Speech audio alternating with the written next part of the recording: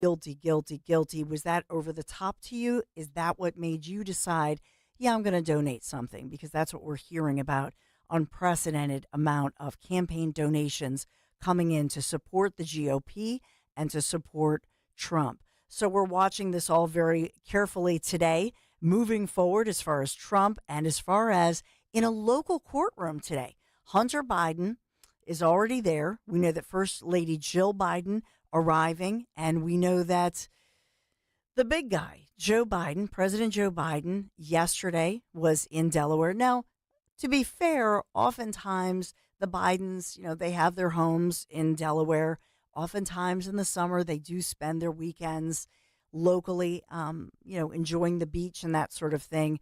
But I did see that President Joe Biden clearing his schedule today. So I doubt that he'll be in the courtroom. We don't have any reports that he'll be in the courtroom during jury selection. But simply the fact that the President of the United States of America is in Delaware and the First Lady in Delaware as well. They have arrived. And so how does that all play? And how do you think, and we think about Delaware. It's the first state. It's a small state. I think of the Delaware way. It's incestuous, is it not? And so we know that everybody is aware that President Joe Biden, the most powerful man or perhaps powerful position in the world, and all eyes on Delaware as his 54-year-old son fights for his freedom, as he is accused of filling out a form to buy a handgun while he was allegedly still an addict, and he has battled addiction. And I also wonder if, much like in the Trump case, people think, oh, this feels political years later, that this is now going to trial. I will tell you that although Hunter Biden faces a max potential if convicted on all counts, 25 years behind bars, do you expect that you'll really see this historic first, the child of a president, a sitting president on trial? Do you really think that he'll be sentenced to jail? No, I don't. I'll just point out to you that the more serious charges that Hunter Biden faces are in a California court. And that in that regard, it's for alleged tax evasion. Remember that case. That's the more serious case in California, not this one, even though this one is making headlines. So your thoughts, 855-839-1210. Let's dip into this as the House panel is giving their opening remarks, and this is a Republican from Ohio. This is Congressman Brad Wenstrup, who is in charge of the chair of the Select Subcommittee on the Coronavirus Chair. Let's just take a little piece of this. Listen in live. Cooperation with the Select Subcommittee. You have voluntarily sat for more than 14 hours of testimony and are appearing voluntarily today. This is more than we can say about other witnesses we have called, and we appreciate it. Dr. Fauci, we're here to investigate the COVID-19 pandemic and to explore lessons learned, positive or negative, and to better prepare for future pandemics. Simply put, America cannot move forward, though, without looking back. We must know what went right and what went wrong in order to best ingrain proficiencies and remedy deficiencies. In 15 months, the Select Subcommittee has sent more than 115 investigative letters, conducted 30 transcribed interviews, resulted in hundreds of hours of testimony, held, including today, 27 hearings or briefings, and reviewed more than 1.5 million pages of documents. We aren't here to throw the baby out with the bathwater. That's not the intent. We are following the facts, holding wrongdoers accountable, and planning for a better, more prepared future. Beginning early in 2020, you became the figurehead of public health. There were drinks named after you. You got bobbleheads made in your likeness. You were on the cover of Vogue throughout the first pitch at a Washington Nationals game. Almost overnight, you became a celebrity and a household name, in addition to being a public health official. Americans from coast to coast and beyond listened to your words. And this is where I think we could have done better. And this goes to both sides of the aisle. We should have been more precise. We should have used words and phrases that are accurate and not misleading. And we should have been honest, especially about what we didn't know. Dr. Fauci, I'm not a virologist, but I am a physician, and like most physicians, we are constantly learning, which is why we do continuing medical education, and we always seek new information. We learn new things based on new data, and we want to give our patients the best possible care based on new findings and improvements in science. At a time when you were prompting the proximal origin paper, whose focus was to, quote, disprove the lab leak theory, end quote, I was in lockdown, researching with another physician in Ohio to try and understand the pathology, the affected physiology, and what treatments worked, and even how to diagnose COVID before we had specific COVID tests. My friend even made a phone call to an infectious disease doctor in China looking for help. As well, during that time, we discovered the Barrick-Shih 2015 article on creating a chimera using gain-of-function type technology. While policy decisions should have been based on scientific data, some frankly were not. The burdensome 6-foot social distancing rule did not have sufficient scientific report. In your words, it just sort of appeared. Distancing made sense, but the 6 feet was arbitrary. Even Dr. Collins said he still hasn't seen any empirical evidence to support the 6-foot rule. A rule that shut down schools and businesses, a rule that will have negative ramifications for decades. As the pandemic wore on, more mandates also just sort of appeared. But the American public didn't get to see the scientific data to support these mandates. Americans were aggressively bullied, shamed, and silenced for merely questioning or debating issues such as social distancing, masks, vaccines, or the origins of COVID. Many Americans were willing to comply with the 15 days to slow the spread and understood the necessity of banning travel from certain countries in an attempt to slow down the virus. But many Americans became very frustrated when components of those 15 days stretched into years. And it should not have been the case that Americans were forced to comply with oppressive mandates when those who chose to illegally cross our southern border were not. Or when Governor Newsom or Governor Whitmer were throwing parties at nice restaurants. Not a good look. Not a good look. Americans do not hate science, but Americans know hypocrisy you get when the they taste, see it. and I'll ask you to just lower it a little bit, Jimmy.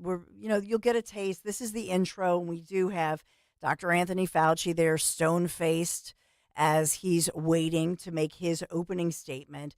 But this is Dr. Weinstrup, who's also a congressman, talking about the decisions, the data, and who knew what when. We now know, and I was studying this last night, just looking up all of the stats. If you look at, for example, the tragedy of what happened with the COVID deaths, the vast majority, something like 96% of all COVID deaths, and you can look it up, and this is government stats, something like 96% of those COVID deaths, whether they were comorbidities or not, 55% over the age of 75. But if you include that and you include all age groups, I think it was age 50 and up, that accounts for 96% of all COVID deaths. And then you look below that, and pretty much the rest of it is ages 20, mid-20s to late 30s.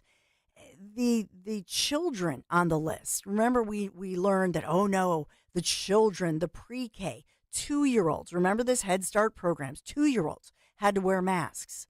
You remember Rich Zeoli talking about their little girl who has some issues with speech and needs speech therapy and whatnot. And so, trying to navigate through that. It's ridiculous. The dots, remember the dots that they just referred to, that we all had to stand in line and, oh, you were canceled out. We were made to feel like demons if we even questioned this. How many of us were shadow banned? Remember this? Remember us talking about it? I remember being on the air and Zioli said, I said to him, I can't see your stuff. I think you're being shadow banned right now. We were punished. We were crucified. You were crucified. How many of you were shut down? And it's like you're evil if you even ask the question. And now we know it was a big farce. It was a lie. And in fact, what nobody's talking about here is this issue of age.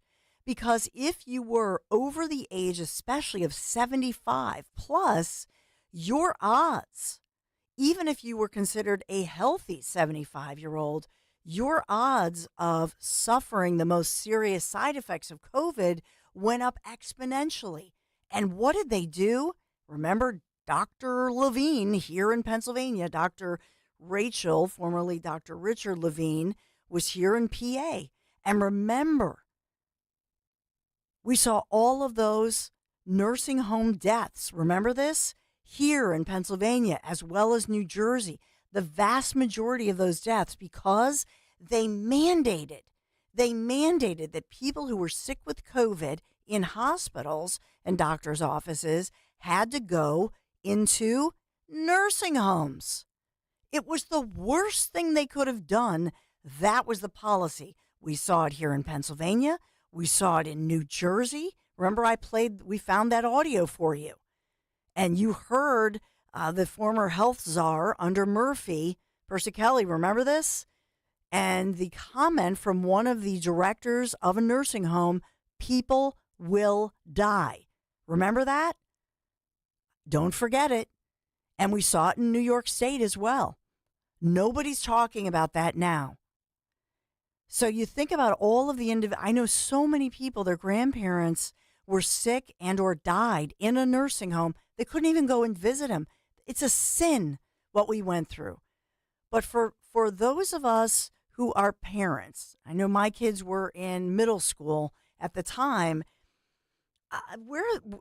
I'll talk moving forward about reparations here in Pennsylvania, damages, if you will, because that's what in the civil courts you call things. You say damages. What were the damages suffered? I can pretty much prove the damages that happened to my family. How many of us, first of all, because of the shutdowns, your business was shut down. For most of us here at Odyssey World headquarters, I have to take a quick break. We had to take a pay cut of 10, 20, plus percent, right? People were taking pay cuts just so your business could survive. If you own a business, maybe you were shutting down. But think about the children, the students shut out of school, banned from the classroom. It happened here in Philadelphia. Where are the damages? Where's the talk for the damages that they suffered? And what about recovering from that? What about what we are owed financially? And now you're going to hear more about what these NIH individuals, such as Fauci, personally, they got rich from this stuff. Wow. So yeah, we deserve to hear the truth, and we deserve to have the transparency. And today, well, we'll see. We're monitoring this and so much more. I got a break for a quick guest. Be right back. Kale and Company, weekday mornings, 6 till 10. Terry, go right ahead. Get your pound of flesh. Somebody earlier said, if we're voting for Biden, we're stupid. That all comes from Donald Trump because that's all he does is call people names like a little kid. The donors for him are billionaires. Because I guess Biden has no billionaire donors. Biden, who's a career politician. Can I ask this caller a question respectfully? He's gone. Terry He's left. gone, Sean. I've butted heads with Terry in the past, but it's a Friday. It's beautiful, and I don't want to have a stroke here. Start your day with Kale and Company, weekday mornings, 6 till 10 on Talk Radio 1210, WPHT, and the free Odyssey app. For some jobs around the house, it's okay to do it yourself. For others, not so much. Like your water heater. Replacing a water heater should only be done by a plumbing professional who can provide a safe installation for you and your family. For a long-lasting, reliable water heater, ask your pro about Bradford White. How you heat your water matters, and Bradford White water heaters are built to be the best for years of dependable service. To learn more and find an installation pro near you, visit bradfordwhite.com. At Infinity of Westchester, we believe in transparency, fairness, and above all, serving our customers with care. Whether you're looking for a brand new Infinity or a reliable pre-owned vehicle, we have something for everyone. This month, save up to $15,000 on select Infinity models. And that's not all. Every new Infinity purchase comes with 3 years free maintenance. So don't wait. Visit us in-store or online today at infinityofwestchester.com. Philly rides with us. Have you been thinking about doing a Roth conversion, but the upfront taxes are holding you back? Welcome to Rothright. We can show you how to significantly reduce taxes on a conversion, potentially saving hundreds of thousands, even millions in taxes over your lifetime. A Roth conversion will give you tax-free income, eliminate required minimum distributions, and leave a tax-free estate to your heirs. Sign up for a free educational seminar now. Call 855-415-ROTH. That's 855-415-ROTH. Rothright is not a financial advisory firm. Consult with a tax professional before making any financial decisions. Hi, this is Dom Giordano. The NBA playoffs have tipped off, but it's not too late to get in on the action on FanDuel in partnership with Valley Forge Casino. Right now, new customers get $150 in bonus bets with any winning $5 bet. That's $150 to use on same-game parlays, championship futures, and a lot more. And no better place to bet all the playoff action than America's #1 sportsbook. Just go to FanDuel.com/Dom. That's FanDuel.com/Dom. FanDuel Sportsbook is the official partner of 1210 WPHT. FanDuel, official sports betting partner of the NBA. You have to be 21 plus, present in Pennsylvania. First online real money wager, only $10 first deposit required. Bonus issued as non-withdrawable bonus bets, which expire 7 days after receipt. Gambling problem? 1-800-GAMBLER.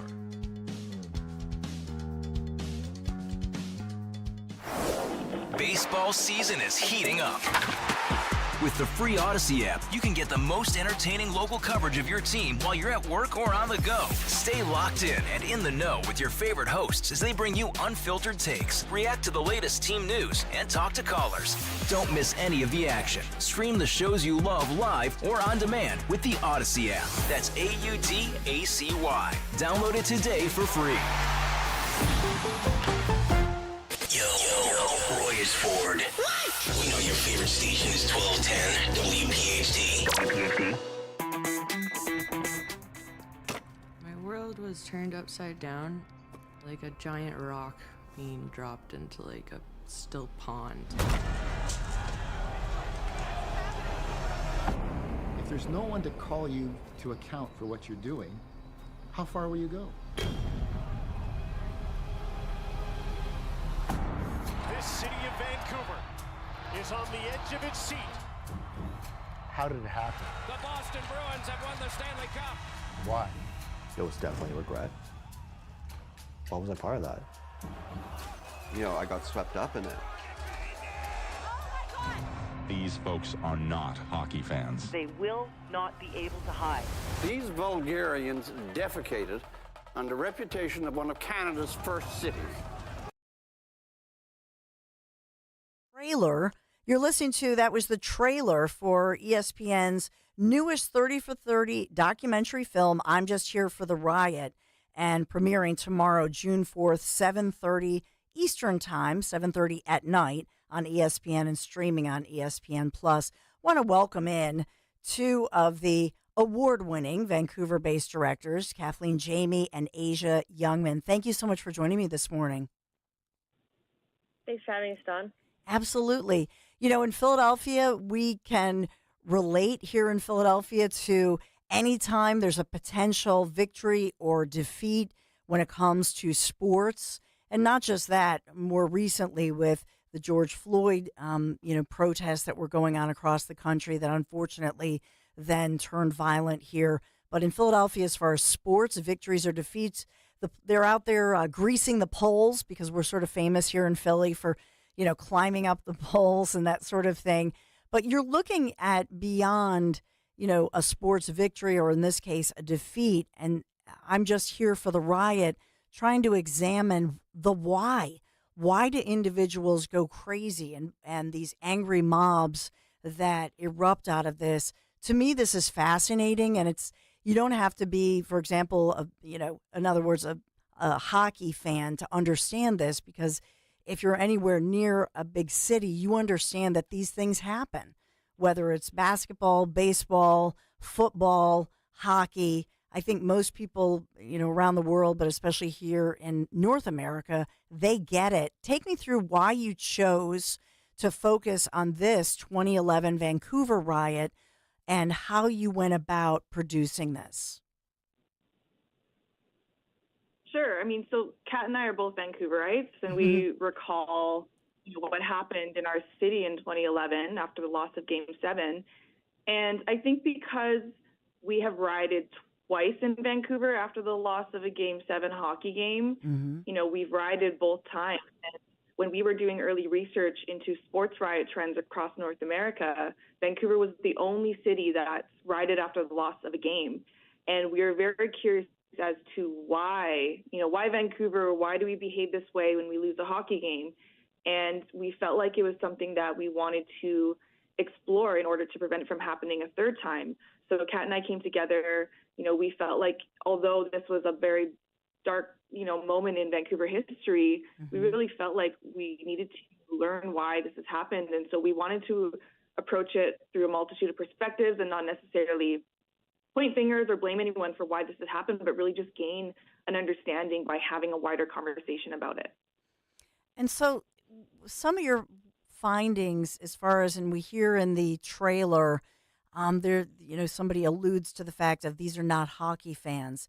Is part of this, in part, I know I can say here in Philadelphia, you can blame the media, you can blame the fact that outsiders, not even hockey fans, or not even somebody associated with the direct event. Are those some of the things that would be consistent that you found as far as following the Vancouver riot? I think, it's a great question. I think there were, it's hard to say. Like, there were people definitely who kind of got swept up in the playoff run. I think it was a really exciting time to be in Vancouver during that time frame. And so there are a lot of people who might not be, diehard Canucks fans, but kind of got super excited when the Canucks made it all the way to the Stanley Cup playoffs. There are people who, we saw sort of, in our film, we interviewed people who were like diehard Canucks fans who did participate in the riot. And then we also interviewed people who were, who weren't, who kind of, again, just wanted to hang out with friends and hey, like, let's go downtown and the Canucks are playing, so let's all watch together. So it was, just a bunch of different kind of fans that ended up either participating in the riot, watching, or just watching the riot unfold, but then adding their bodies to the number of individuals who the police were trying to, evacuate downtown from. Yeah, and in that one, some of the imagery, you see downtown Vancouver, these huge crowds, police cars overturned. There was, fires were started, cars were being burned, windows being smashed, and then people were caught on camera. And as far as that goes, then, as far as the prosecutions of individuals, is that something that you're following as far as charges that people faced and then what people said after the fact? Because they can look back, even those who got caught up in it can look back at it and say, wow, that's me captured on that video. Or maybe they had to answer from, I don't know, their parents or community members saying, I can't believe that's you rioting. What the heck were you thinking? Yeah, and I think that's what really differentiated the 2011 riot from 1994 is because there was the presence of smartphones and social media in 2011, and people didn't really understand the repercussions as well about posting online, and they would see other people posting selfies or photos or videos of the downtown core when things were, getting chaotic, and they wanted almost their own footage from that night, or they decided to make a post saying that they participated in the riot, and that's ultimately what the police used to track down those who were involved. So it was very interesting for us to see all this footage and relive that night. And of course, it's very infuriating for us to see our city being destroyed that way and having, people in Vancouver attacking one another. And I remember when Kat and I were doing our early research, like we were pretty angry seeing that footage again. But then, of course, once we started chatting with those who were involved and hearing their story and how they got caught up in it, or even the repercussions of what happened to them in the aftermath, we couldn't help but be empathetic towards them as well. So a lot of mixed emotions going through the process of making this film. Yeah, I know here in Philadelphia I was at the time a news reporter caught in they called it Mardi Gras melee. I was in a live truck with my photographer, Dennis Richardson, and this crowd just went crazy. I don't even know to this day, I don't know that we know why, but they went nuts, and they were surrounding the live truck, like shaking the live truck with the big pole, to go live. We thought we were going to tip over. I was on the phone with 911, ended up testifying. And you're exactly right. Just talking to the people later in court saying, I don't know what happened to me. And I think it's fascinating, and kudos to you that you're trying to study this, trying to help us all wrap our brains around what happens when you have that mob mentality, because and I know that it's less likely to happen in Canada. You don't see that. But in America, we do see it. We see the riots for a multitude of reasons. So it's very timely. What kind of reaction are you getting from just, I know this debuts tomorrow, but just so far leading up to the big debut? Yeah, Asia and I were quite nervous. The film premiered actually in Vancouver at the Vancouver International Film Festival. I think it was last fall. And we were kind of nervous for that screening, especially just because, it's the first time in Vancouver that we were going to be sharing the story. And, there are a lot of people in Vancouver who, I think aren't the happiest that this film is being told and, that we're revisiting this story. But I think it's so important to look back at our history, no matter how ugly it is, so that we can learn from our mistakes. Again, as Asia mentioned, this is the second time this has happened in Vancouver. Vancouver's rioted twice because of a Game 7 loss. And, of course, we want our Canucks to find ourselves in the same situation in the future. So we want to make sure this doesn't happen a third time. But, I think everyone, there've been a lot of messaging for Asia and myself, like, hey, like, when is this premiering in Canada? When can I watch it? So we're just really excited that, it's premiering tomorrow in the States, and then June 5th in Canada as well. Well, congratulations, Kathleen Jamie, Asia Youngman, already award-winning directors, but congratulations to you, and we look forward to seeing this great documentary. Thank you so much. Thank you, Dawn. Thank you for having me on. Absolutely. I'll be watching. So it premieres tomorrow, and it's in the States, as they said, June 4th, 7:30 tomorrow night, ESPN streaming on ESPN Plus. And a lot of, we have the bundle, so we get it. So you probably may not realize you probably already have ESPN Plus. But I think it's very important. Thank you, Jimmy. I think it's very important to look back and try to understand the why piece of this and all of the different factors, for sure. I guess the one thing I didn't say to them is probably the immediate answer for the Canucks is, well, just win. Just win. They rioted when they lost. Here in Philadelphia, it seems like sometimes we have it, I think of Chicago, the Bulls. I remember I was there covering for CBS one of those riots after the Bulls. I think that one was a win. But sometimes whether you win or whether you lose, people are liquored up. I don't know if they studied the impact of people being drunk, being liquored up all day. I know that for the Mardi Gras melee, when I had done the follow-up here in Philadelphia, the police had met nationally with other groups to talk about, and I mentioned Chicago for a reason, because I know Philadelphia, Chicago authorities, National Police Association, law enforcement at every level will try to get together for these conferences. It's important to have those learning moments, those teachable moments to say, what could law enforcement have done to prevent this? And then looking at how long are people out in public drinking? How does the media impact this? How does the law enforcement perspective add to this? They try to look at it and learn from this as well. So I love looking back at these issues, and I agree with both of our award-winning directors. It's important to learn from our history and to be transparent and to tell the truth, and that's why we see today Fauci will be. He's not up there yet, but they're still doing their introductions. But don't worry, you're not going to miss a thing. Right here on The Dawn Show. I appreciate you at Dawn Stensland on social media, on Twitter. Be right back. Whether you own a local business or a global one, you know that these days, generating growth is a challenge. By teaming with Bank of America, you'll not just stay ahead of the curve, you'll move it. With access to experts, award-winning insights, and business solutions so powerful, you'll make every move matter, locally and globally. Visit bankofamerica.com/banking for business to learn more. What would you like the power to do? Copyright 2024 Bank of America N.A. Something amazing is happening when power outages strike. Teams are powering through them. That's because CDW Solutions architects are building more resilient IT and electrical infrastructures with Schneider Electric. With EcoCare remote monitoring services and 24/7 support, your organization can do more than keep the lights on. Schneider Electric and CDW make amazing happen. Learn more at cdw.com/Schneider Electric. Fargo, the new virtual assistant from Wells Fargo, makes banking faster and easier.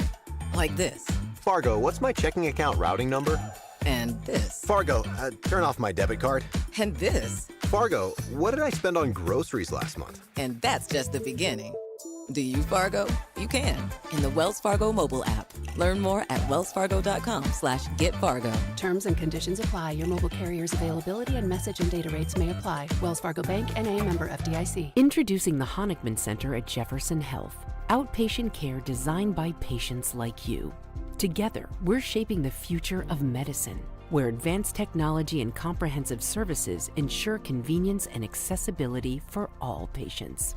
Everything you need to simplify the complexity of care is available in one location. Uncompromising care delivered by world-class physicians. To schedule an appointment, call 1-800-JEFF-NOW. We all hear the radio ads about the IRS. They tell you to be afraid, to be scared, and they try to frighten you into calling. I'm not here to do that. Tax Relief Advocates is different. TRA is here to tell you that if you owe money to the IRS, whether it's $5,000, $50,000, or $500,000, we have a solution. It doesn't matter if you're sitting in your car, at work, or with your kids. No matter where you are, call now. 800-688-6641. Don't lose hope. TRA can eliminate or reduce what you owe to the IRS. Generous programs are now available that can give you a fresh start. Our passion is taxes and helping individuals fix their IRS problems. We have over 1,000 5-star reviews on Google and an A+ with the Better Business Bureau. You don't need to be afraid of the IRS any longer. End your tax nightmare today by visiting us online at TRA.com or call 800-688-6641. That's 800-688-6641. Tax Relief Advocates. Real solutions for real people. If you want jazz music, go to New Orleans. Bagels has to be New York. Skiing, Colorado, every time. And for psychics, think California Psychics. When you want the best, some places are better than others. That's why at CaliforniaPsychics.com, home of free spirits, big dreams, and open minds, we know better than anyone what makes a good psychic. In fact, 98% of the psychics who apply to work with us don't make the grade. We connect you with the very best, so we can guarantee if your reading isn't life-changing, it's free. Download the app or connect with us at CaliforniaPsychics.com. Right now, new customers receive 20 minutes for just $20. So whatever direction you want to take your life, you know where to start. Experience the joy of certainty. California Psychics. Hey, Paoli. We know your favorite station is Talk Radio 1210 WPHT. Always live on the free Odyssey app. So we know that over the weekend, maybe we'll get to this, Trump gave that exclusive interview to Fox and Friends, the weekend show to the three of them, where he actually said that, yeah, he would actually consider and think that, of course, if he ends up in prison, he'll go to prison. That may happen, and that he's considering that. So saying that I don't know that the public would stand for it. I think it would be tough for the public to take. and referred to it as maybe a breaking point. And so I saw that many in the media with that Trump quote had used that. And I saw it over the weekend that people were saying, oh, Trump is calling for violence. Never said that. Just said that it would be too much to take for people. And I just find it amazing how people will jump to the fact that, oh, well, he's calling, like as if everybody's on this wavelength and he's sending out dog whistles or he's sending out psychological messages like, ooh, call to violence. It's crazy. It really is crazy. And that's what we're seeing from the left. Oh, Trump is calling for violence. I don't know if you saw that or not. But that's just wrong. Unless somebody says something that's specific to call, like a call, I'm calling people to action. Never said it. But the problem is for those people who are not paying attention. I mean, I'm looking at all these different clips. We're all looking at what's happening on the right, on the left, what people are saying. The problem here is that so many people are not paying attention. And so what happens here is that, in fact, people might say, oh, did you hear? Trump called for violence. He's asking for people to commit violence because, he was found guilty on all 35 counts. Never happened at all. By the way, President Joe Biden has released a statement this morning, and I'm going to flip back and forth. You know what? I see that Fauci's speaking. Let's take this live. We've got Dr. Anthony Fauci speaking out to this panel live. Let's take it. I participated in a conference call the next day with about a dozen international virologists to discuss this possibility versus a spillover from an animal reservoir. The discussion was lively, with arguments for both possibilities. 2 participants have testified before this subcommittee that I did not try to steer the discussion in any direction. It was decided that several participants would more carefully examine the genomic sequence. After this further examination, several who at first were concerned about lab manipulation became convinced that the virus was not deliberately manipulated. They concluded that the most likely scenario was a spillover from an animal reservoir, although they still kept an open mind. They appropriately published their opinion in the peer-reviewed literature. The accusation being circulated that I influenced these scientists to change their minds by bribing them with millions of dollars in grant money is absolutely false and simply preposterous. I had no input into the content of the published paper. The second issue is a false accusation that I tried to cover up the possibility that the virus originated from a lab. In fact, the truth is exactly the opposite. I now quote from an email that I sent to Professor Farrar on February 1, 2020, quote, Jeremy, I just got off the phone with Christian Anderson, and he related to me his concern about the furin site mutation in the spike protein of the virus. I told him that as soon as possible, he and Eddie Holmes should get a group of evolutionary biologists together to carefully examine the data to determine if his concerns are validated, and they should report it to the appropriate authorities.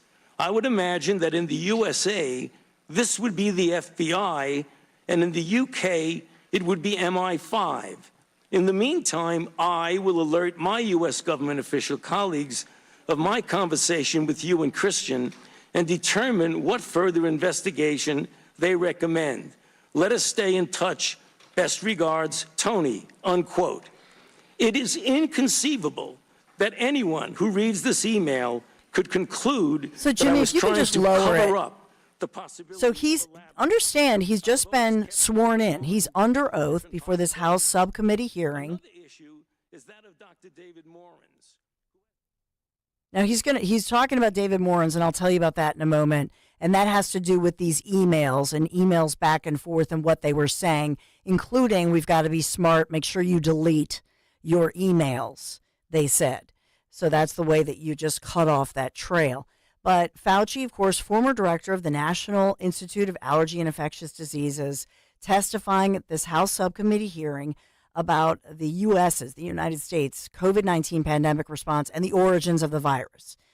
It's the first public appearance on Capitol Hill since his retirement. Remember, he retired in December of 2022.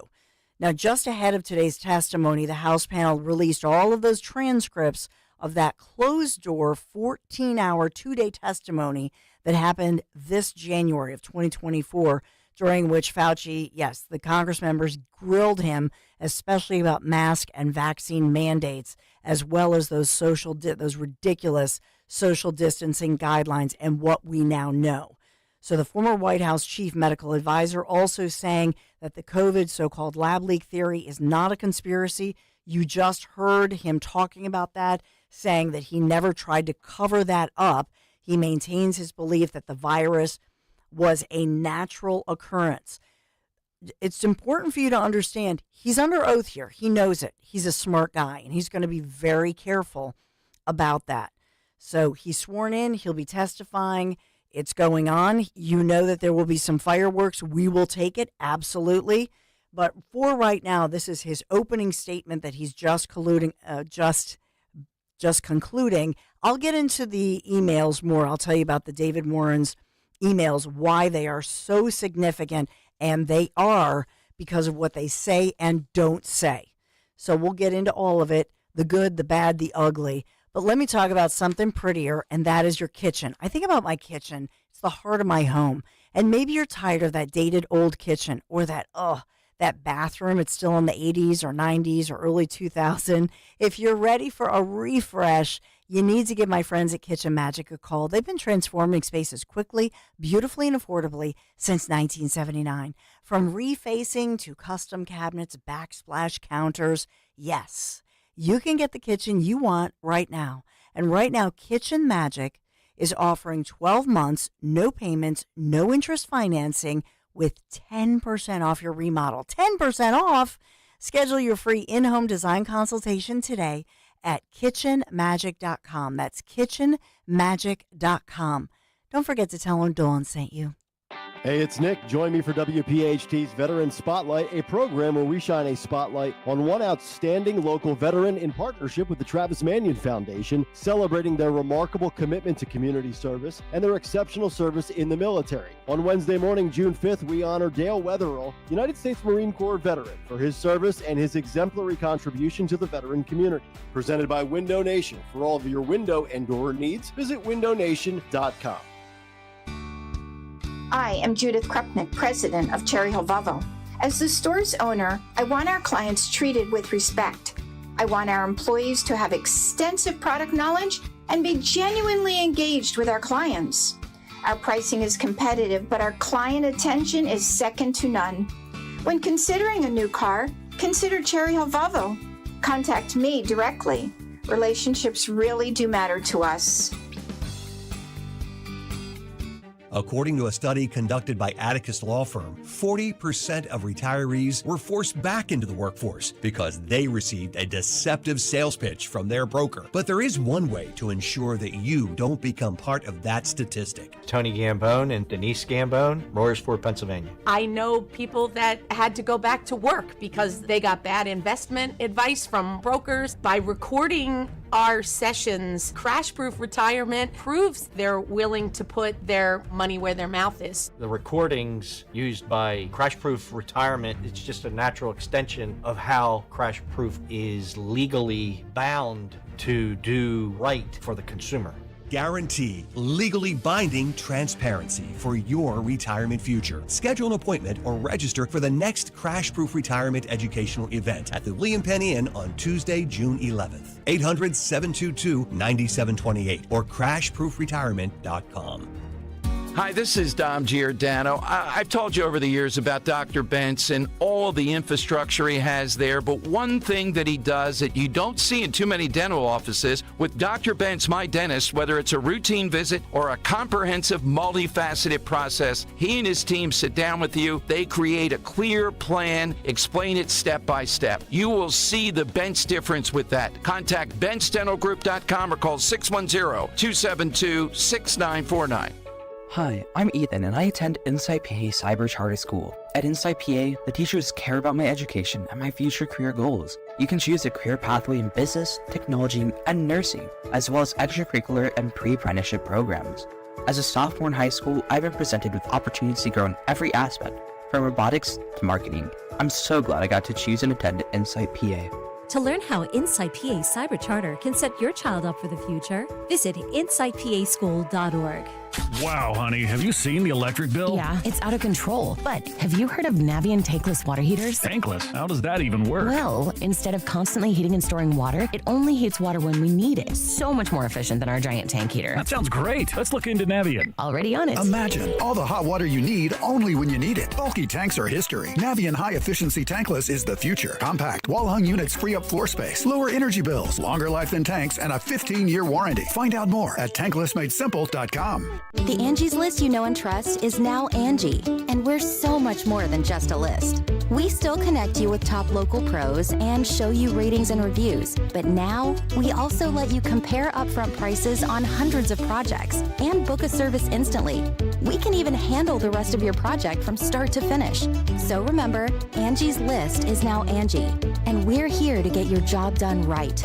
Get started at Angie.com. That's ANGI, or download the app today. Free speech lives here. With Dom Giordano weekdays noon till 3. Talk Radio 1210. WPHT. We have so much developing here, and technically, yes, the Hunter Biden story with Jill Biden showing up at the courthouse. Jill Biden, First Lady Jill Biden, the President Joe Biden staying back at the beach house, but First Lady, his stepmom, Jill Biden at the courthouse this morning. That one is making headlines, of course, as jury selection is underway in the federal felony case involving Hunter Biden. This one's making history, too. We've never seen the child of a sitting current president on trial like this, and especially for allegedly committing federal felonies. So we'll follow that one, of course. Closer to home in Philadelphia, triple shooting in Center City culminated what can only be called a violent, deadly weekend, but we're not really hearing in most of those, was it gang-related? Was it cartel-related? You know, I think this should be something that we should be able to know. What does this involve? Generally speaking, we just hear, oh, it was a shooting, no motive, no arrests. How often do I say that? So that one going on. We have 6 people arrested in connection to the assault and robbery that happened inside a Delaware Wawa. That one's going on. And then, as I've been saying all morning since Kale & Company, since 6 o'clock this morning, in Gloucester County, that annual really nice community event that they have every year, 12 people arrested after some officers were actually hurt during that huge brawl that happened. And it's just a shame. And these, again, it's that same theme that we've even seen down the Jersey Shore, although it seemed like everybody was behaved down the Jersey Shore. I didn't hear of many arrests or violent outbursts that we heard Memorial Day weekend. But unfortunately, South Jersey, this one was we heard as many as 500 teenagers and underage people with parents just dropping off their kids. And then they saw that fights, I should say, that broke out, and we now have arrests in that one. So we're following all of it, as well as the University of the Arts. I have at least one relative who graduated from the University of the Arts, closing after losing its accreditation. This is a shame. Really, it's a shame. University of the Arts, and they announced that it'll be closing soon as of this Friday, June the 7th. The Philadelphia-based Arts College. What a shame. Abruptly making this announcement. They say the June 7th closure is heartbreaking and deeply painful. And they say separate town halls are planned with students, faculty, and staff. They say that they've been in a fragile financial state for many years with declining enrollments, declining revenues, and increasing expenses. So you have to ask yourself, is this cause COVID? As we talk about COVID-19, all the shutdowns, because this is, of course, in the heart of You think of Broad Street and University of the Arts right there, and you think, well, how many people are going to this particular school? Not many, but they're closing very quickly, abruptly making this announcement, and they're not enrolling any new classes for this fall. So now they're explaining they're going to work with current students to try to transfer to some partner schools like Temple University and Drexel. Is this a sign of the times? But schools that lose their accreditation have the right to appeal. The commission says earlier this week it was notified by UArts that the school is anticipating that they are shutting down. And so that's from their early reports. I don't know what's going to happen as far as faculty either. If the faculty will have an opportunity to maybe transfer over, we're following this very carefully. But if this is something you want to comment on, certainly you may. But University of the Arts, that was kind of a shocker that we saw, and so suddenly that this is happening. I think it really is a situation that's a sign of the times. You think of more people saying, nope, I don't need college. Maybe I'll go to a trade school. Maybe I'll go to, one of the, you think of the Montgomery County or Delaware County, more of a trade school situation, but not so much to go to get a 4-year degree in arts and history. No. The university, by the way, one of the oldest schools in the country, dating back to the 1870s. It's an institution, they say, that has been a fixture in Philadelphia, producing artists and musicians from around the world, shutting down due to the fact that its accreditation was pulled and they've had a financial crisis there. And we see even some of our state system schools struggling because this is all post-COVID. This is all a piece of COVID. Now we're all going to pay. And so now it's maybe a bit of karma, unfortunately. Not that I wish this on anybody, but we'll continue to have that conversation. 855-839-1210. We have a great author coming up we'll talk about, and we'll update you on the latest breaking stories. I've got to take a quick break. Speaking of a break, well, I'll take a break. This is The Dawn Show. Thanks for being here today. 855-839-1210. Be right back. Harry, if you watch any more of those stupid financial shows, I'm filing for divorce. How am I going to keep up with our retirement accounts? At JML Financial Group, we want you watching your grandkids playing soccer and sunsets in Hawaii, not the latest rumor of a market crash. Surprisingly, with proper income planning, the stock market shouldn't even be a concern. The money came in every 2 weeks while you worked. It should be the same in your retirement years. Let us show you how. Call JML Financial Group today at 856-925-6674. That's 856-925-6674. Or at jmlfinancialgroup.com. So, when your neighbor's sunbathing in the front yard, Harry, you're an idiot. Get away from the window. keep your eyes focused where they should be, on enjoying your retirement.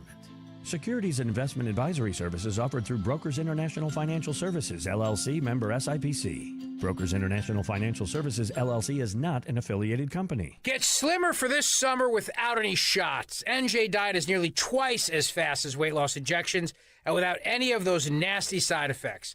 You will lose 20 to 40 plus pounds in only 40 days, contractually guaranteed. NJ Diet uses your hair and saliva along with scans to personalize natural solutions and supplements to get you to shed that fat quickly. Then, NJ Diet uses your DNA info to help you keep the weight off. You are fully monitored the entire time, and you even get the doctor's personal email and phone number. Locations close by in Cherry Hill, King of Prussia, Princeton, and Newark, Delaware. Or NJ Diet is available from home with live online video consultations. Lose the weight the natural way, quickly and safely. Call 855-5NJ-DIET. Or schedule your consult today at njdiet.com. Get slimmer for the summer and without any shots. That's njdiet.com to lose 20 to 40 plus pounds in only 40 days. Go to njdiet.com and lose the weight for good. Hi, this is Dom Giordano. Water quality continues to be in topic. Ensure your family is drinking clean, pure water with the Connecticut water system from Martin Water Conditioning. The Connecticut system improves all the impurities from your water. What comes out of the tap? Crystal clear, all natural, delicious water. Put the Martin Water Conditioning family's passion for water to work for you. Do what I did. Contact Martin Water Conditioning. Visit martinwater.com. martinwater.com. Be sure to tell them Dom sent you. Don't miss Good News in Real Estate with Deanne Katsaros and Mark Cumberland, Saturdays at 1 p.m. Find out all you need to know about home buying and selling. Considering a career in real estate? Visit PhiladelphiaRealEstateClasses.com. Good News in Real Estate, Saturdays 1 p.m. on WPHT. I'm John Morgan of Morgan & Morgan. Today, we're the largest injury firm in the world, and I'm thankful to you for trusting us all these years. We'll always be here for the people, not the powerful. Injured? The choice is easy. Morgan & Morgan. Visit forthepeople.com for an office near you. We all hear the radio ads about the IRS. They tell you to be afraid, to be scared, and they try to frighten you into calling. I'm not here to do that. Tax Relief Advocates is different. TRA is here to tell you that if you owe money to the IRS, whether it's $5,000, $50,000, or $500,000, we have a solution. It doesn't matter if you're sitting in your car, at work, or with your kids. No matter where you are, call now. 800-575-6481. Don't lose hope. TRA can eliminate or reduce what you owe to the IRS. Generous programs are now available that can give you a fresh start. Our passion is taxes and helping individuals fix their IRS problems. We have over 1,000 5-star reviews on Google and an A+ with the Better Business Bureau. You don't need to be afraid of the IRS any longer. End your tax nightmare today by visiting us online at TRA.com or call 800-575-6481. That's 800-575-6481. Tax Relief Advocates. Real solutions for real people. Are you the decision maker in your company? Consider this. For the first time in decades, there's a better option for a corporate card and spend management platform. Meet Ramp, the only corporate card and spend management system designed to help you spend less money so you can make more. Most corporate credit cards offer points as incentives, but those points amount to less than their worth in real cash value. Ramp's business cards offer you cash back, real money in your pocket. Plus, you control who spends what with each vendor. And Ramp software collects and verifies receipts automatically, which means you'll stop wasteful spending and close your books in hours instead of days. Businesses that use Ramp add up to 5% to their bottom line the first year. If you're a decision maker, adding Ramp could be one of the best decisions you've ever made. And now get $250 when you join Ramp for free. Just go to ramp.com/250. Ramp.com/250. ramp.com/250. Cards issued by Sutton Bank and Celtic Bank, members FDIC. Terms and conditions apply.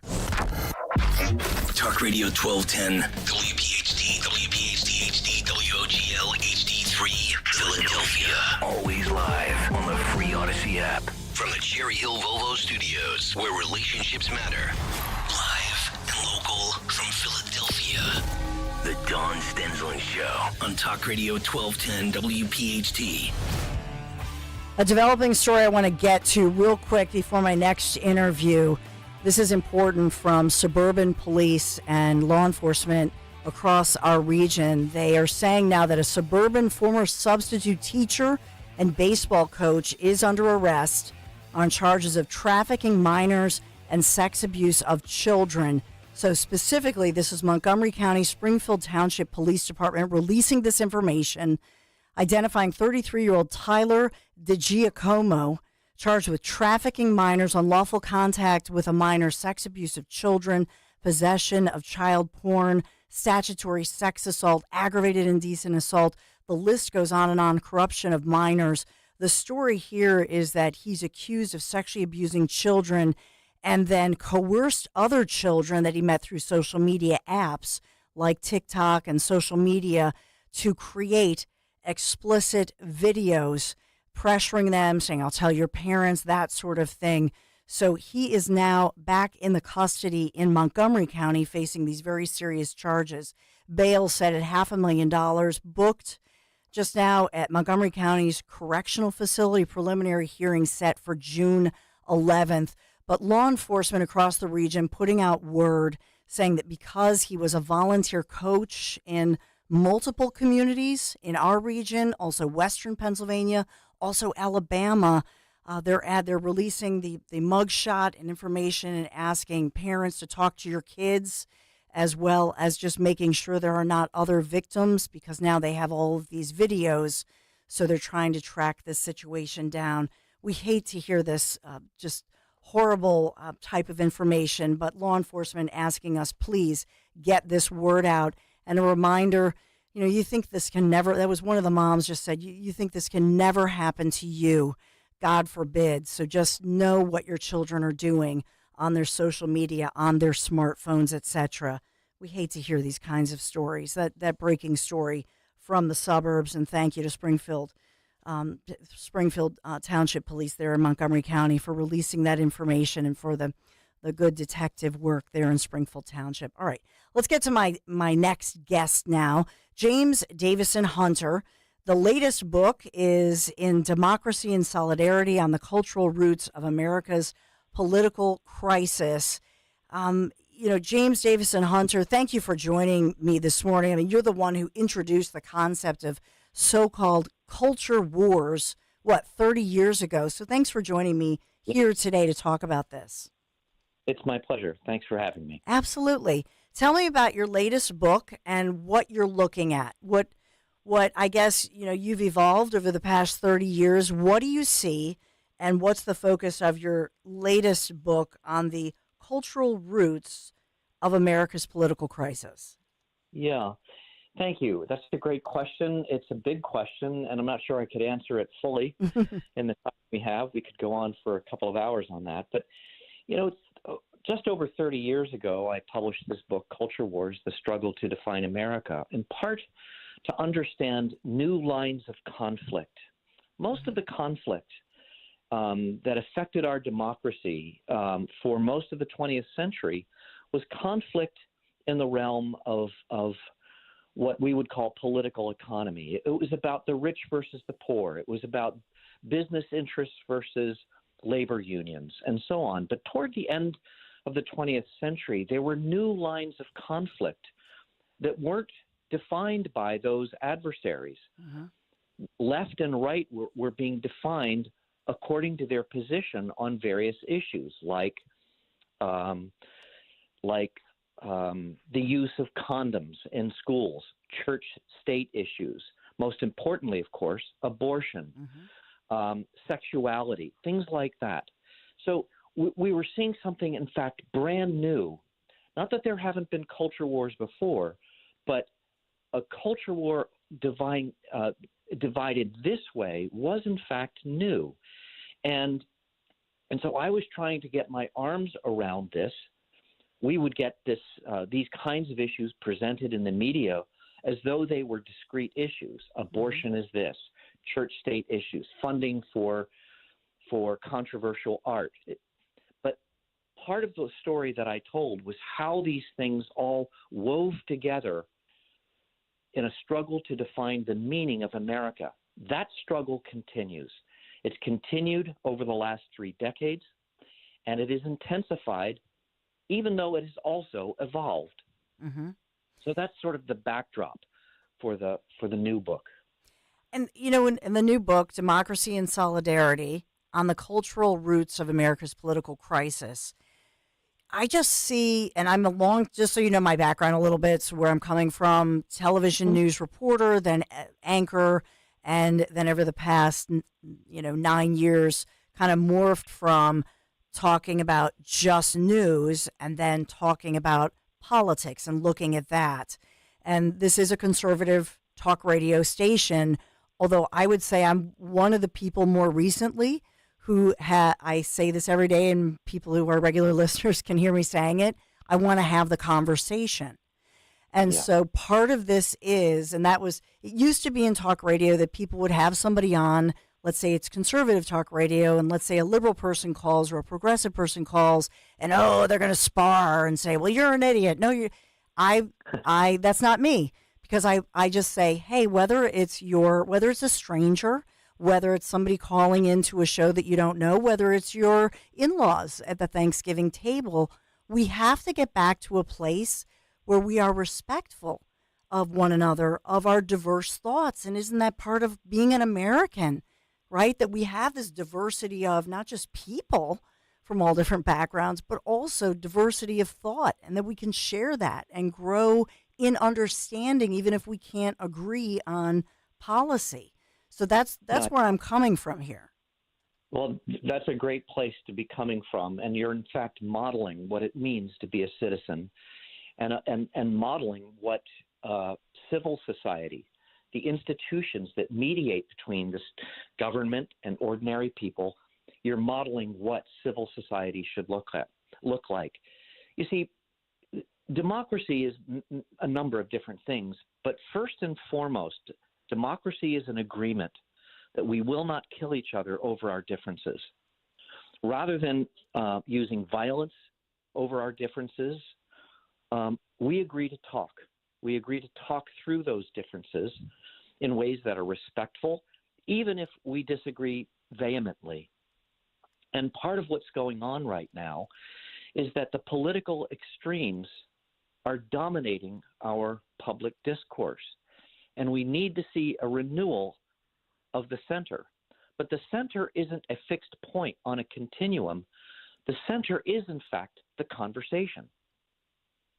It's among people who are who may hold vastly different opinions about this issue or that issue or about America itself, but they're committed to the American project. Mm-hmm. And they understand that talking is the democratic way in which we deal with our differences. And that is such a unique thing in the history of politics in the world. Yeah, and I wonder, do you touch on, the Constitution? Because I think of a lot of times we don't talk enough. I mean, I'm located here in Philadelphia, so of course I have to bring up the Constitution, right? Because we've had a lot of great things happen here in Philadelphia. But the Constitution, which establishes the republic for which we stand, and yes, we are a democracy, but we have to have a baseline. The Constitution creates that.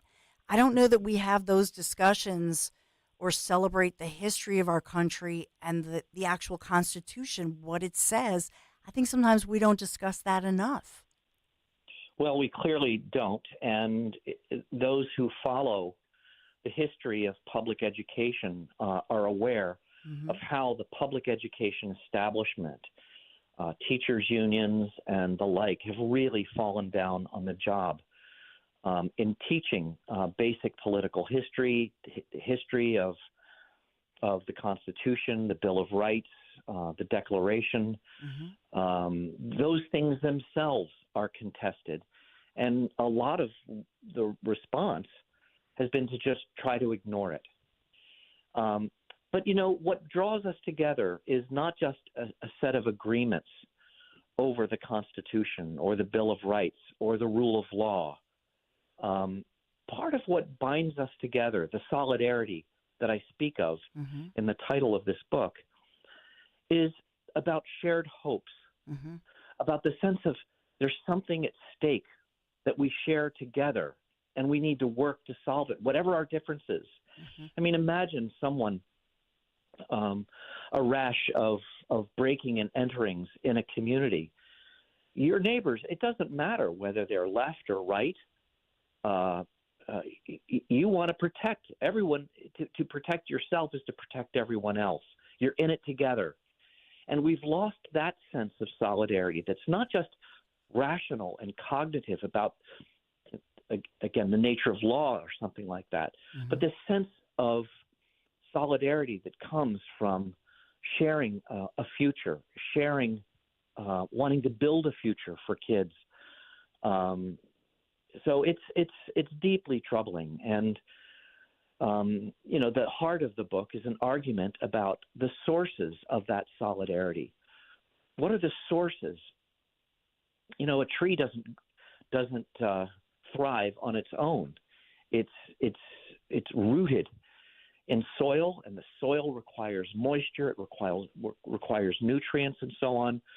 This book is mainly about the soil, about those things that create a vibrant democracy, and what has happened to those to that soil, if you will, those sources of vitality over the past 250 years, and why the soil is now arid, and why the nutrients are largely gone, and what does this mean for democracy? That's really what the heart of the book is about.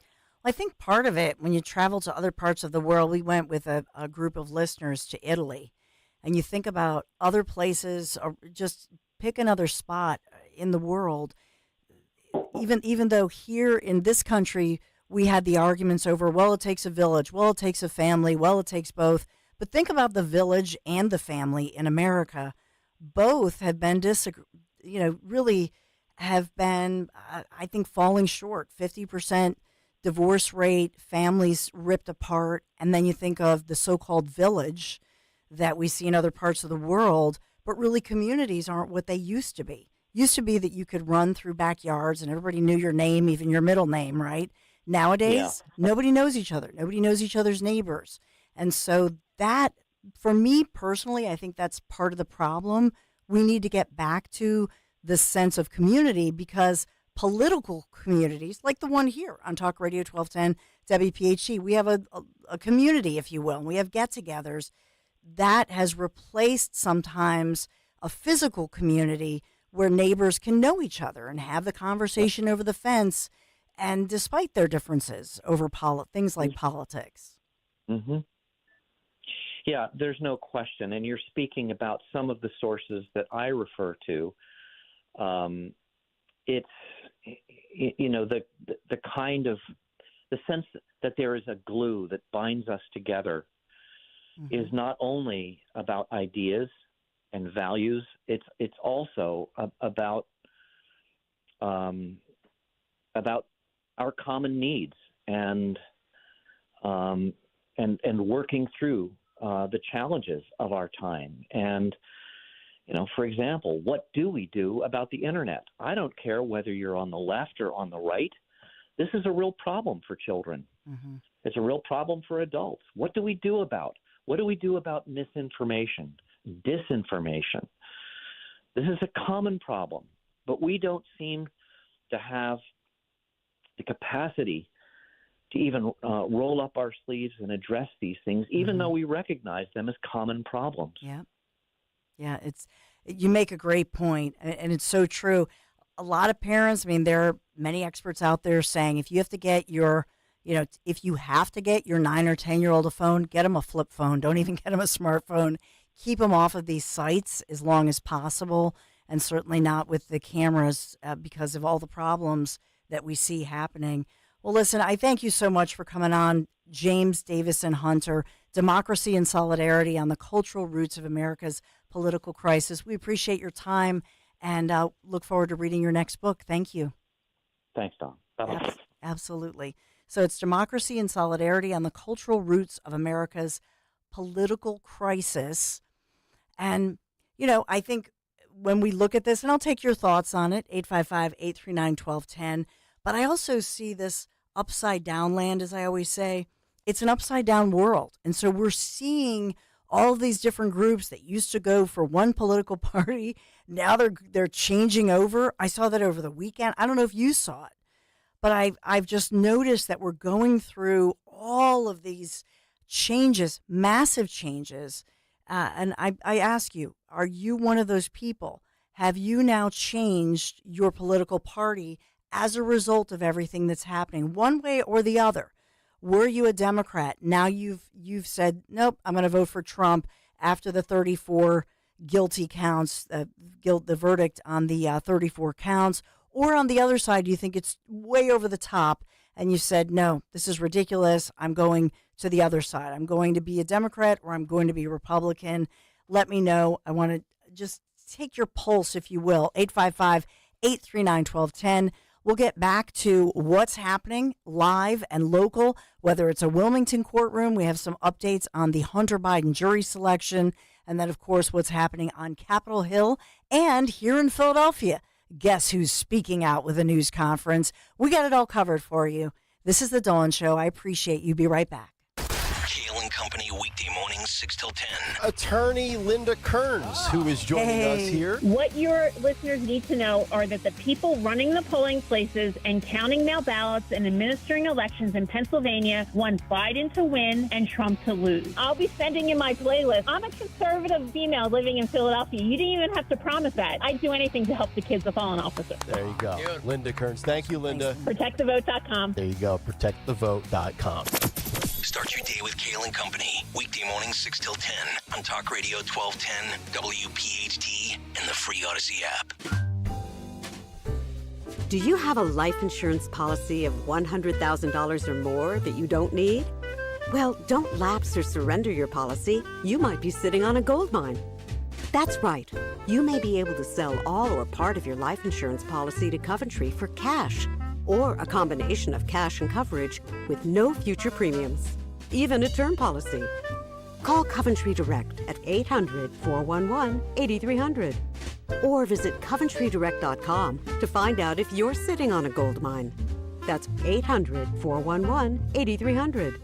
For over 25 years, we've helped thousands of people sell their policies, and we can probably help you too.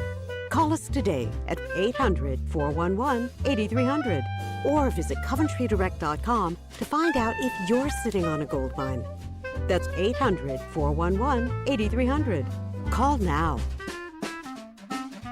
Hi, this is Dom Giordano. I've been talking for years about my buddy Roy and the original Batteries Plus Bulbs 18 years ago that he founded on Route 73 in Mount Laurel. And when you stop in now, you mention my name, you're going to be entered to win a $50 gift certificate to use at the Mount Laurel and Northfield locations, no purchase necessary. For anything that you want fixed, repaired that involves technology, 856-638-0778, Batteries Plus Bulbs, Mount Laurel and Northfield. Attention Montgomery County residents, there's a new doctor in town, the Glass Doctor, your go-to expert for all things auto glass. Whether it's a cracked windshield or a pesky chip, the Glass Doctor of Fort Washington team makes house calls with our state-of-the-art mobile repair unit. Or we can treat your glass panes in our 6,000 square foot facility in Montgomery County with precision and care. Don't wait, call the Glass Doctor of Fort Washington right now, 484-96-GLASS. Call now and schedule your appointment to see the Glass Doctor of Fort Washington difference, 484-96-GLASS.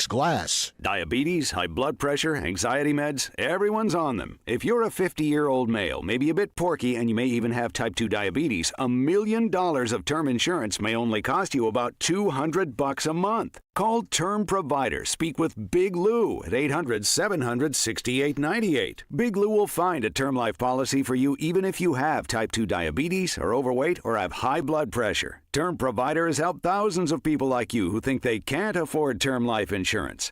To buy $1 million of affordable term life for you, all you need to do is call Big Lou at 800-700-6898. Lou will make sure the scales are tipped in your favor. Call 800-700-6898. Big Lou will answer your call and work to fit you into a term life policy that you can afford. Remember, Big Lou's like you. He's on meds too. Call 800-700-6898. 800-700-6898 or biglou.com. Hey, Clementon. Yeah! We know your favorite station is Talk Radio 1210 WPHT. WPHT.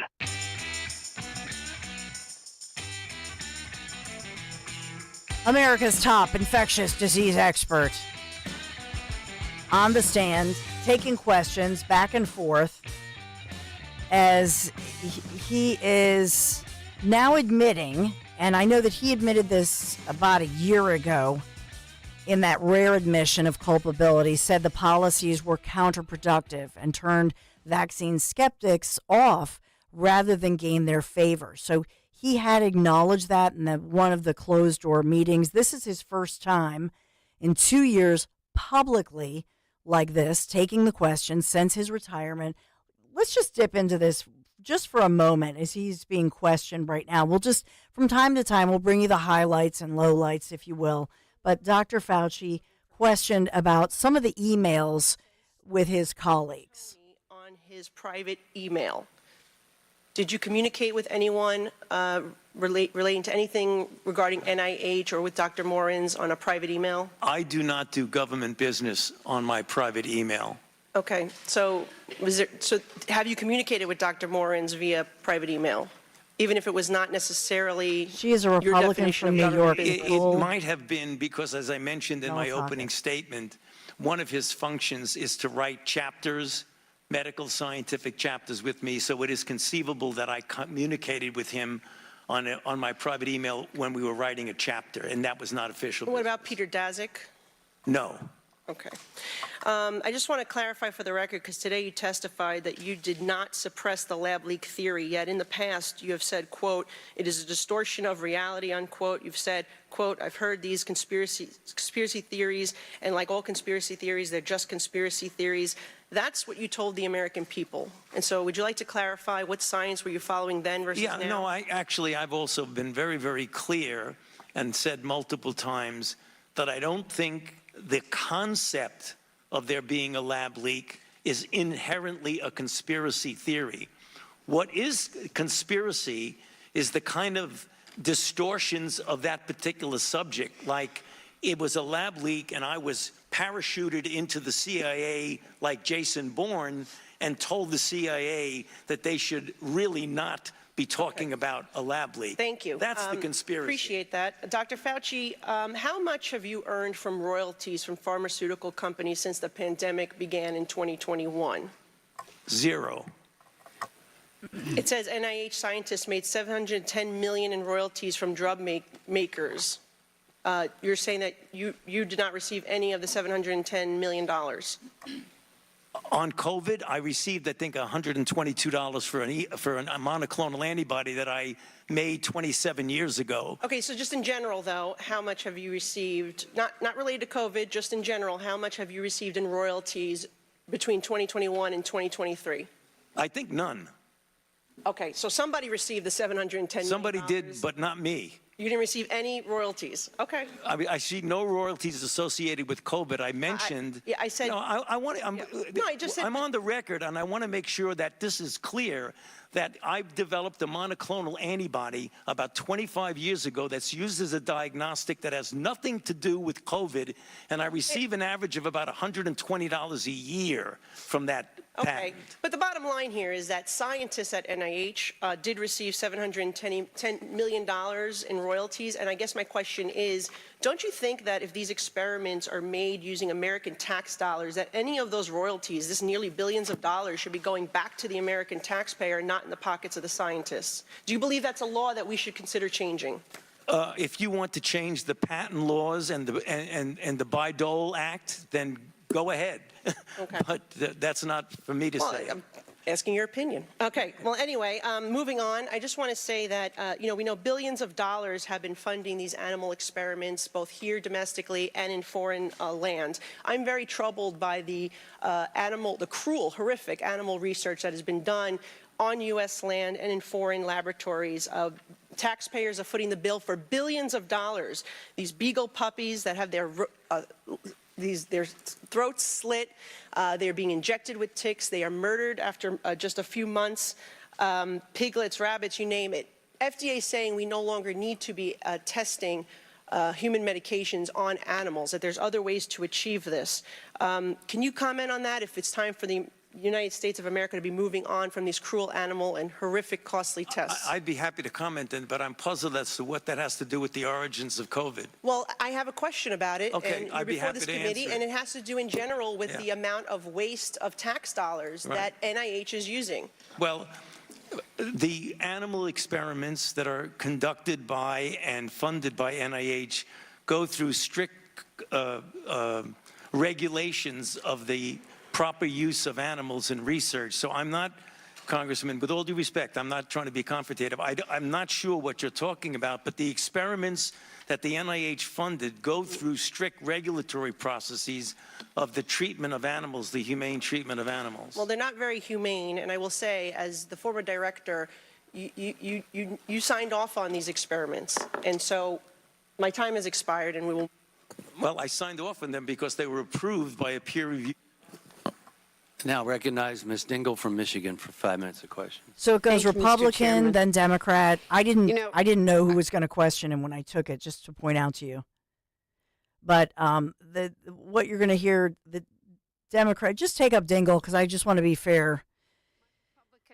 Ms. Dingell, Congresswoman Debbie Dingell. 15 months trying to pin blame on NIH, NIAID, and specifically Dr. Fauci for the COVID-19 pandemic. So here's the problem I have. What they each do is say, oh, I'm sorry, Dr. Fauci, that you have to sit here through this. Just ask for the transparency. I'm really not sure how that comes into here. So But I want to be perfectly clear, though. All right, that I'm the I'm not going to selection take her committee- because Jimmy, just pot it down if you would. And if she asks a question where she evokes an answer, but the Democrats come on and they say that they put down the question that was asked, and then they defend Dr. Fauci. Well, just get to the bottom of it. Get them to say then what are the facts of this.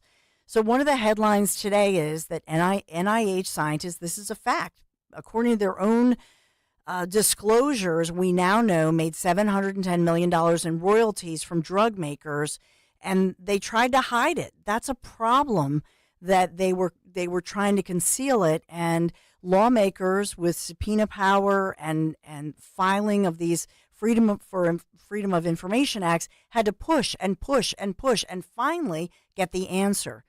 How often have I said, we the people should get this information? It doesn't matter if Republicans or Democrats are in control. We need to change these laws for transparency. We need to have the transparency. And you heard him say that he received nothing. I don't know how then he and his wife, see, and she should have asked him the question, well, how much did your wife benefit then with the royalties and so on and so forth?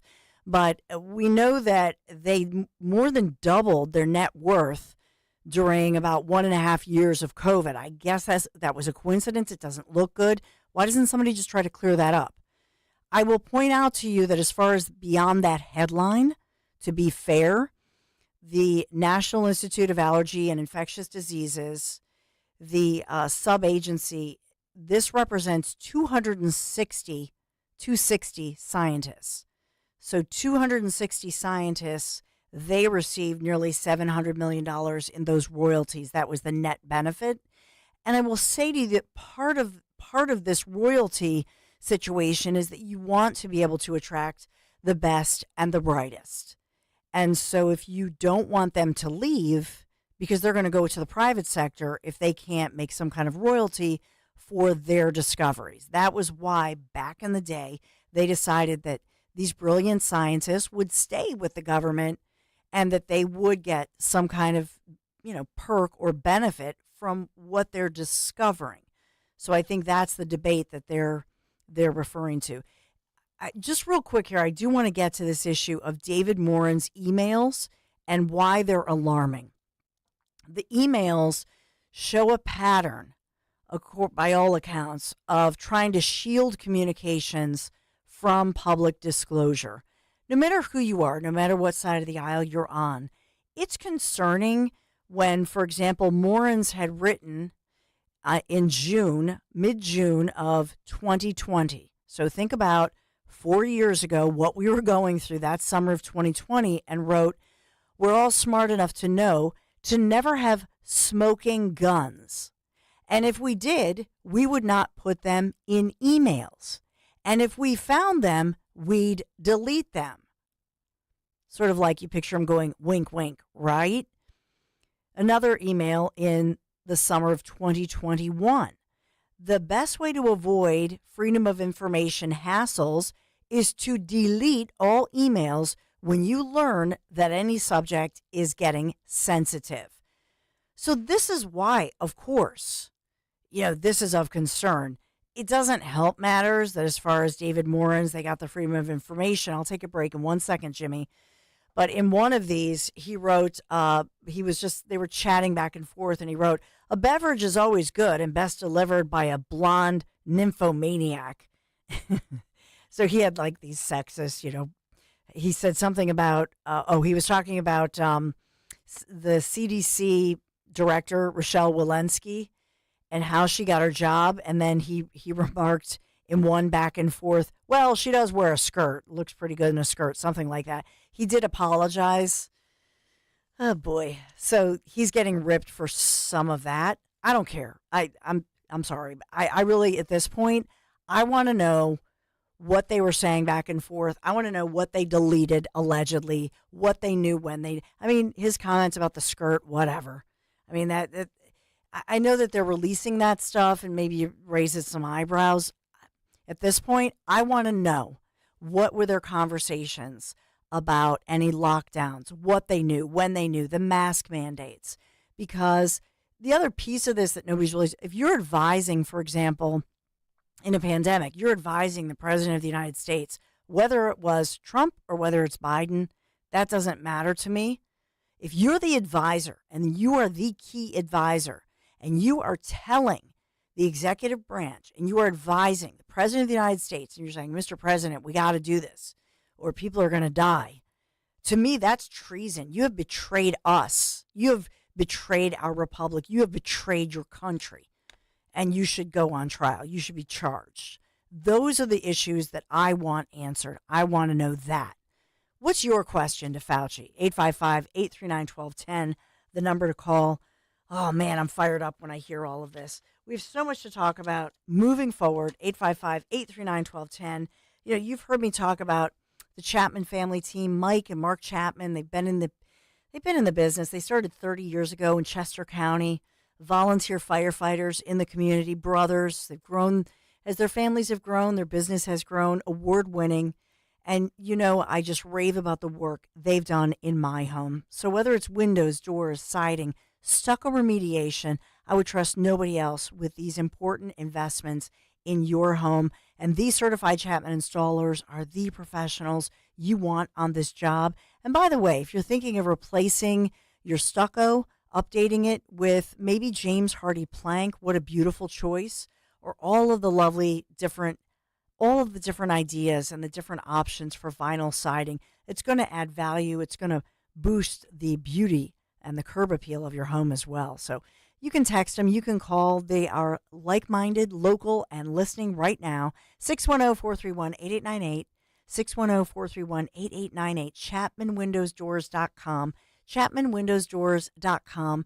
I'll take your calls around the corner, but remember as far as Chapman, ChapmanWindowsDoors.com. Tell them Dawn sent you. Weather sponsored by Morgan & Morgan. Temperatures remain above average as we start off the work week. It'll be partly sunny today, a scattered shower storm possible later this afternoon, high 85. Humid tonight, partly cloudy with a low 69.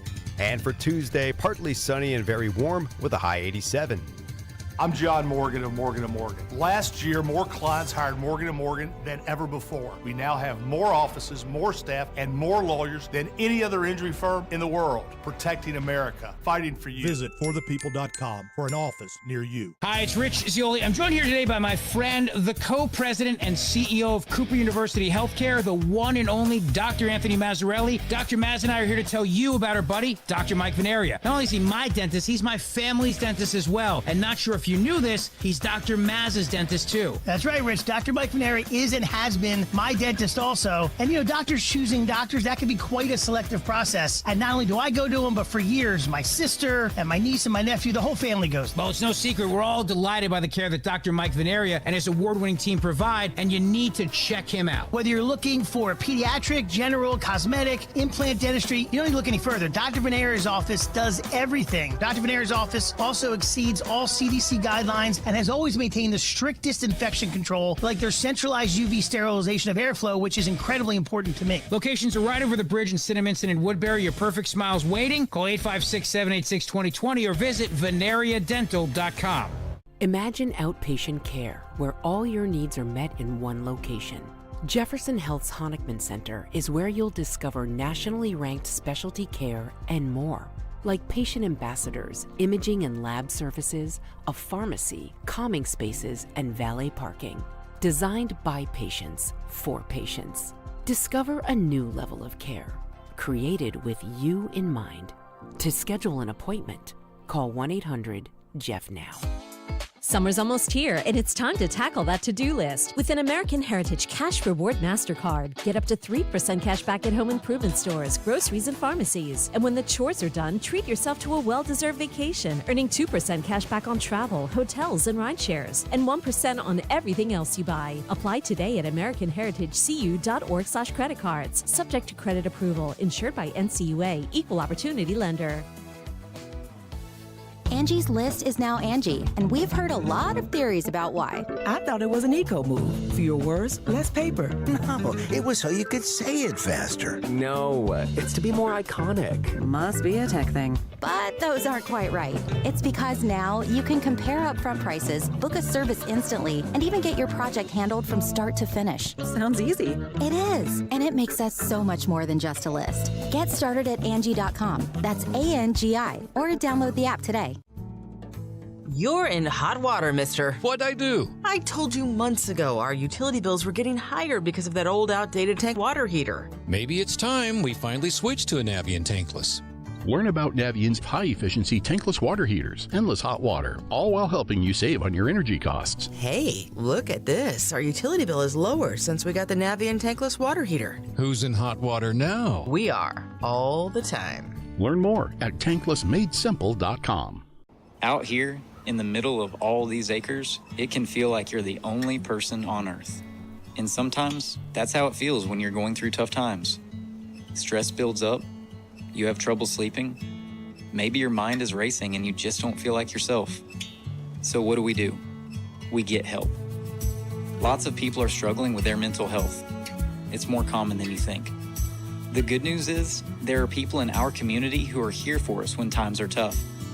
Sometimes, just talking to someone can make all the difference in the world, so we don't feel so alone. One thing you can do is visit loveyourmindtoday.org for simple steps you can take to find the right solution for you. Whether it's hearing stories about what other people are going through or finding the resources we need to navigate the stresses in our lives. Visit loveyourmindtoday.org. That's loveyourmindtoday.org. Brought to you by the Huntsman Mental Health Institute and the Ad Council.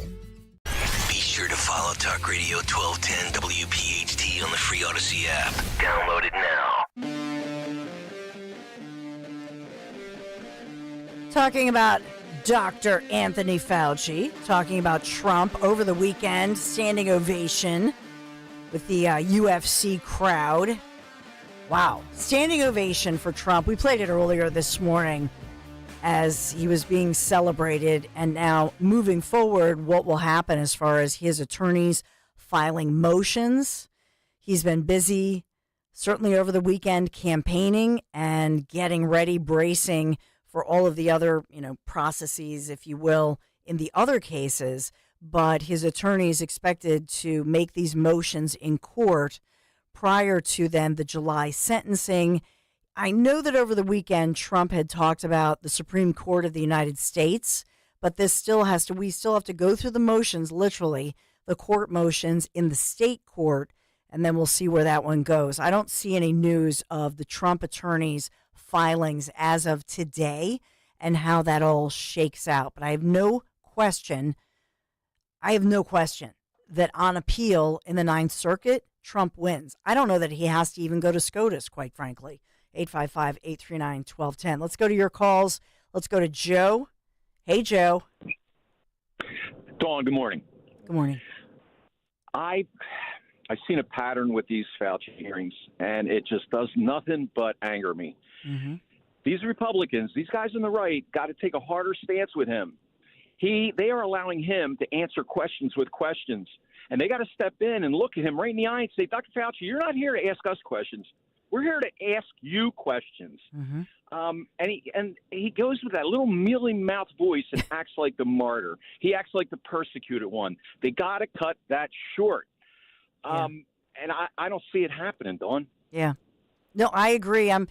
They're letting him go on and make different claims, and it's as if, it's as if that they're supposed to know the information. They've had plenty of time to research it, and I feel as if they're seeing it for the first time. They're not asking the follow. Well, the only one who we know put his feet to the fire was Senator Rand Paul. Obviously, we're in the House, so we don't have absolutely.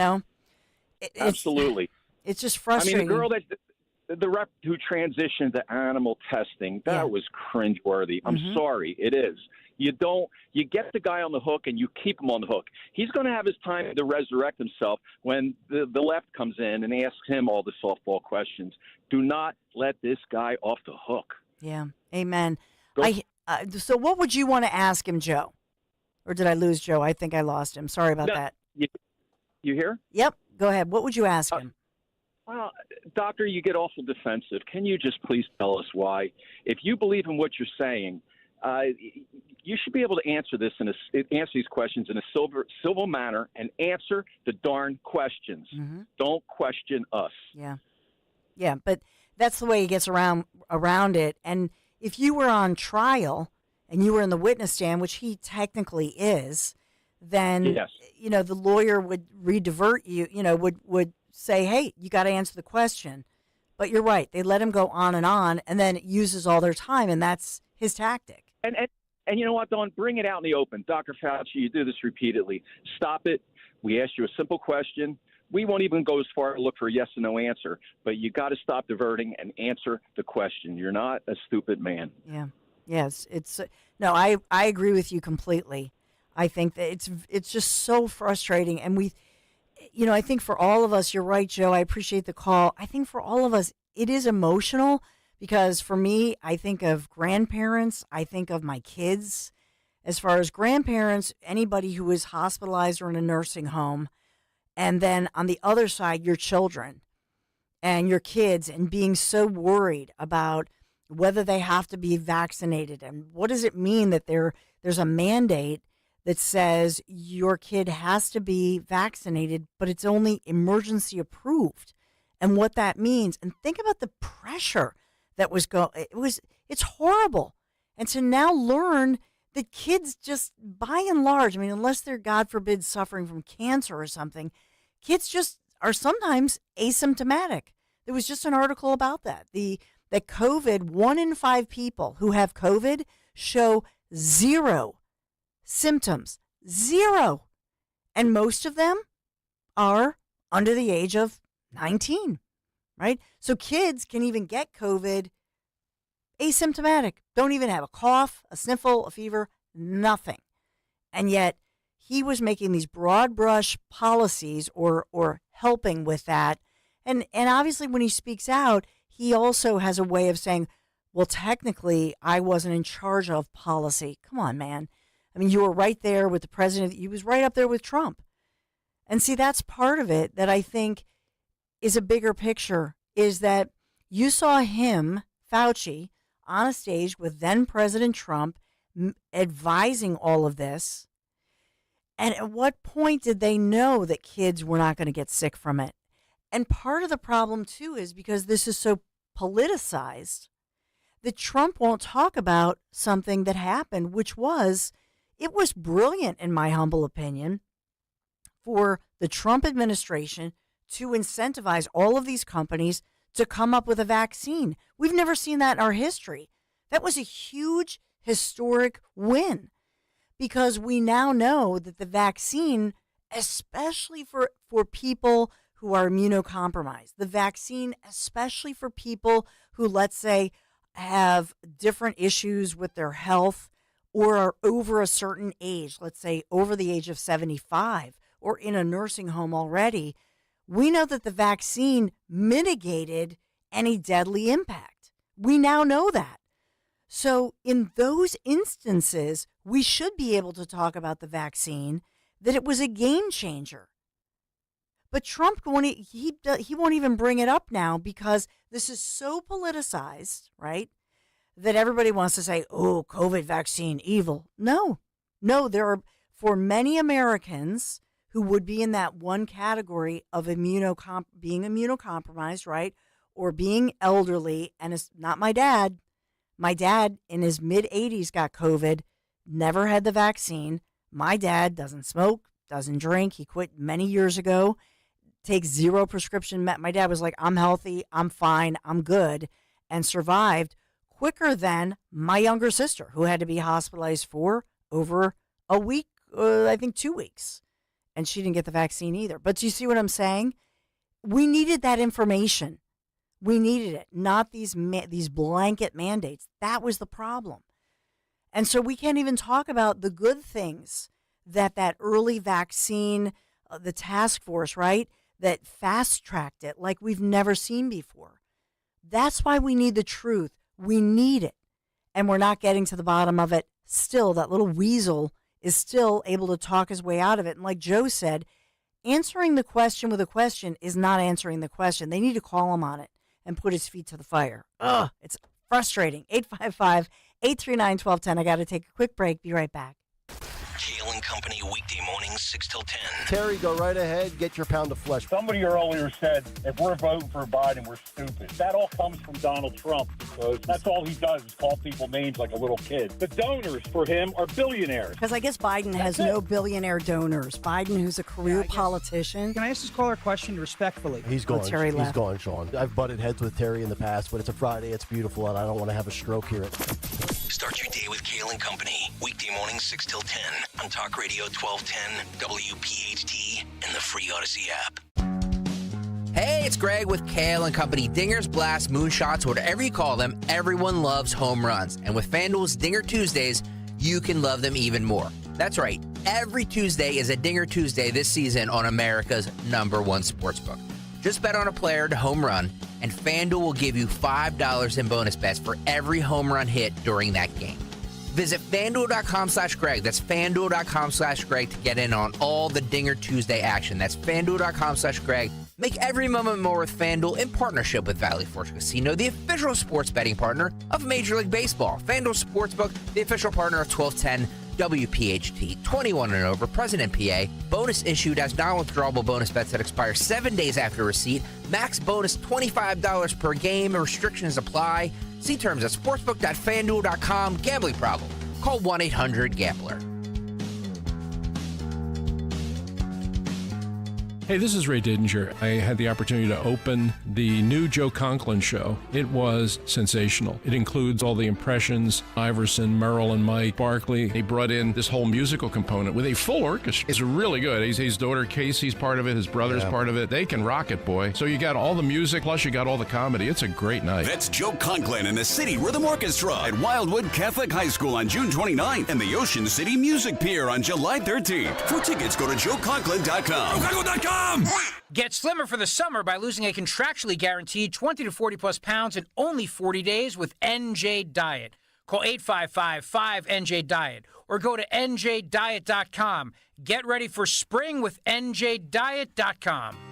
With so much uncertainty in the world today, you may find yourself wondering, is now even the right time to retire? And so many people are waiting, and those folks are going to be waiting a really long time, I hate to say, because there's no perfect time. The market is always unpredictable and volatile. Fortunately, Jim Cipriotti has been helping get people to, through, and beyond retirement for over 25 years. And each week, he wants to help give you that freedom to retire. Listen to Freedom to Retire with Jim Cipriotti, Saturday mornings at 9 and Sunday afternoons at 5 on Talk Radio 1210 WPHT. Pain in your knees, shoulders, hips, or back that won't go away? Check out QC Kinetics. No surgery, drugs, or downtime. QC Kinetics, 215-999-3000. Don Stensland, weekdays 10 till noon, only on Talk Radio 1210 WPHT. And on the free Odyssey app. Latest statement from Trump. Biden's day of reckoning is coming. He tried to publicly torture and humiliate me, but he failed. He tried to raid my home and take me out with deadly force, but he failed. He tried to bury me with so many witch hunts that I'd be forced to quit, but he failed. Stand with Trump. And this is one of his many, if you're signed up or if you get all of his emails where Trump is saying, take back our country, expel the deep state radicals. Together, you and I will make America great again.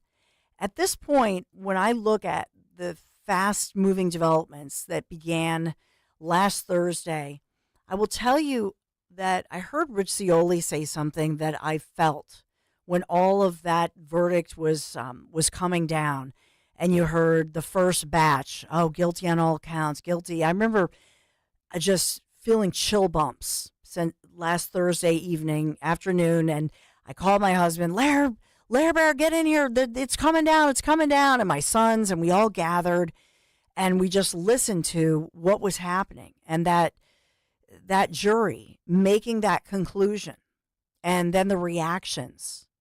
And I heard my dear friend Rich Scioli saying later that evening, I think many of us just felt bewildered, and just it was just this raw feeling of, oh my gosh, this is horrible.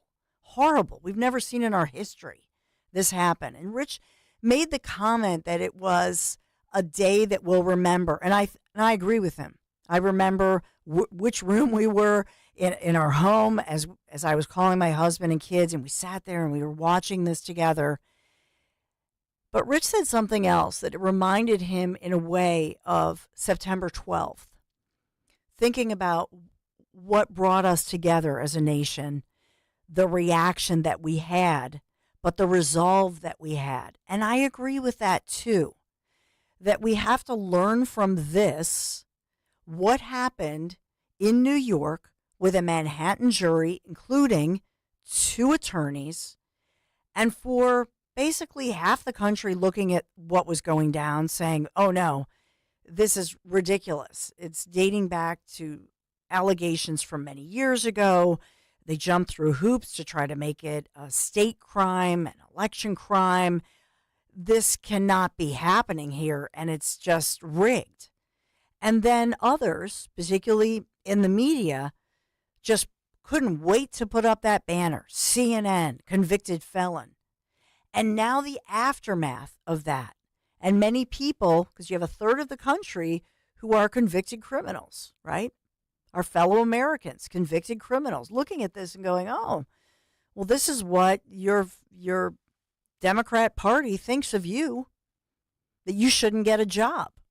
Now, does it prevent Trump from running or becoming the next president, number 47? No, it does not.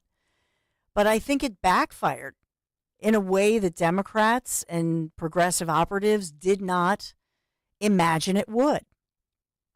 I'll say the same thing about Hunter Biden going on trial, because Hunter Biden, his attorneys are smart to make this a case about the Second Amendment.